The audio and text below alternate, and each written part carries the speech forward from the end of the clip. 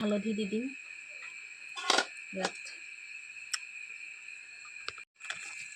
নিমখ দিছোঁ, নিমখ অকণমান কমাই দিম কাৰণ নিমখতে তিয়াই থৈছিলোঁ এসপ্তাহ, সেইবাবে নিমখটো অলপ কমকৈ দিম।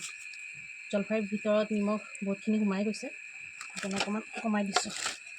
পেষ্ট কৰি থোৱা এইবোৰ মছলাখিনি এনেকৈ দি দিছোঁ।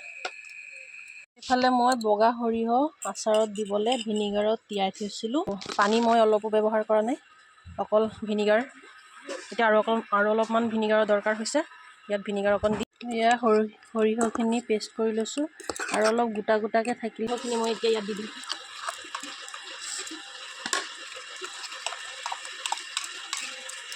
এনেকৈ দি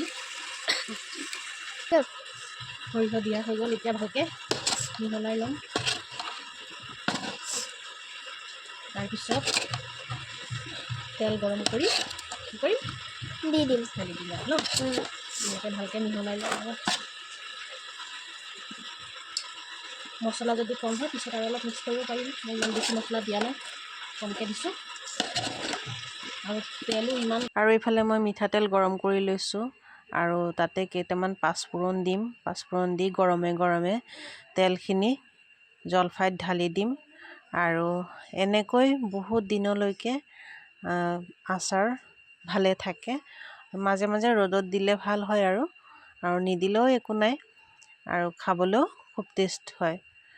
আৰু আপোনালোকৰ ভিডিঅ'টো কেনেকুৱা লাগিছে কমেণ্টত জনাব আৰু লাইক কমেণ্ট শ্বেয়াৰ এটা কৰি দিব। আৰু আপোনালোকেও এনেকৈ আচাৰ বনাই খাই চাবচোন কেনেকুৱা লাগে।